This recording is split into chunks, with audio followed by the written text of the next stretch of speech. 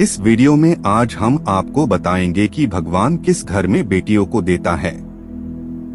बेटियों को जन्म के लिए उन्हीं घरों को चुना जाता है जो बेटियों का भार आसानी से सहन कर सके, क्योंकि तीनों लोकों में स्त्री अर्थात बेटियां ही होती है जिसका भार हर कोई सहन नहीं कर सकता। वह बेटियां ही होती हैं जो इस सृष्टि को चलाने का काम करती है। लड़की मान होने के लिए अपना सब कुछ निछावर कर देती हैं।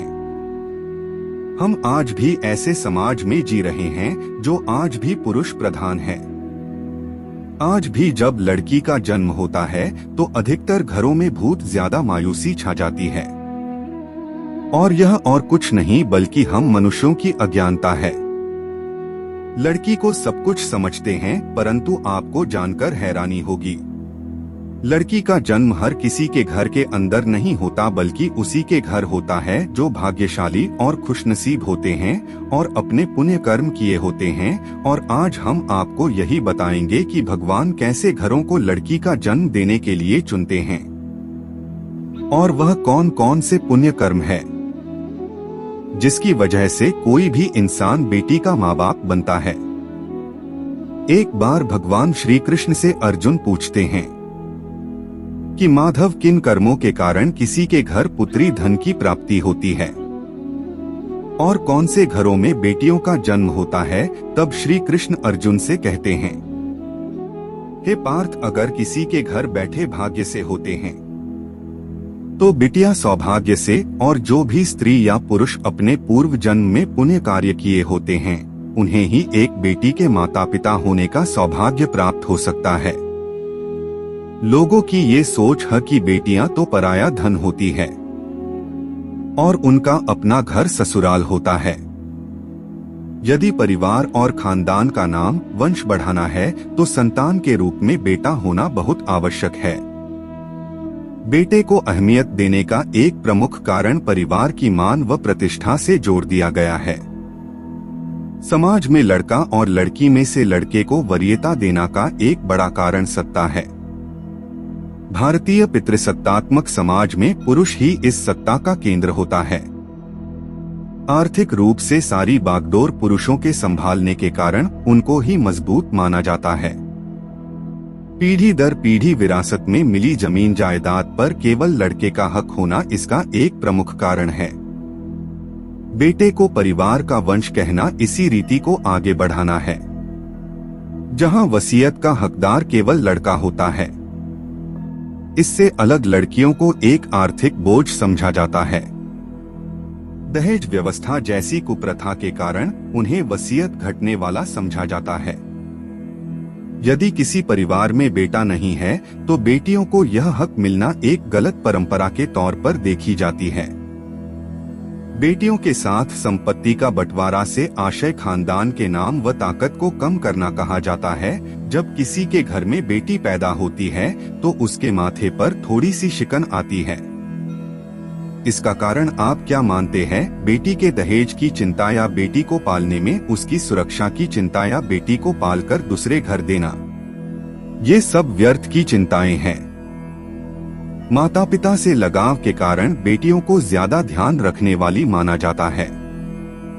आखिरकार माता पिता भी जानते हैं कि वह उनके साथ ज्यादा समय तक नहीं रहेगी। दिन के अंत में यह सब इस बात पर निर्भर करता है कि बच्चे का पालन पोषण कैसे किया जाता है। यदि घर में समानता हो तो पुत्र और पुत्री में कोई भेदभाव नहीं हो सकता। बेटी पैदा होने पर कहते हैं कि घर में लक्ष्मी आई है।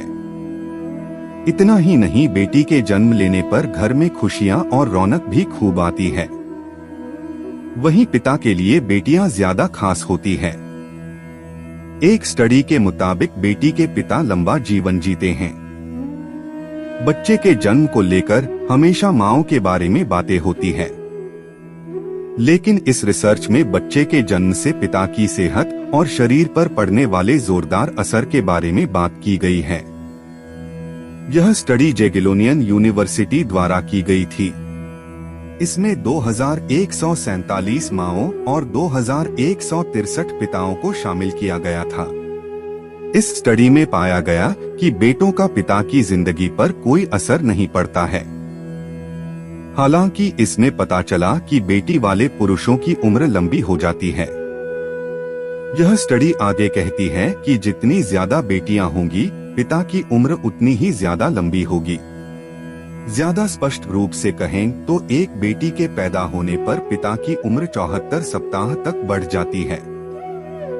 बेटी होने का फायदा सिर्फ पिता को ही मिलता है, बल्कि बेटियों को भी अपने पिता का प्यार मिलने से कई लाभ मिलते हैं। जब पिता अपनी बेटी की परवरिश पर ज्यादा ध्यान देते हैं, तब बेटियां अपने स्कूल और पढ़ाई को ज्यादा खुशी से पूरा करती हैं और उनका ग्रेड भी अच्छा आता है। पिता कभी अपनी बेटी को अकेला नहीं छोड़ते हैं। इससे बेटियों में कभी अकेलेपन का एहसास नहीं आता है। साल 2018 में जर्नल ऑफ फैमिली साइकोलॉजी में प्रकाशित एक नई स्टडी के अनुसार बेटियां अपने पिता के ज्यादा नजदीक होती है और इससे बेटियां अकेलेपन से जल्दी निकल आती हैं।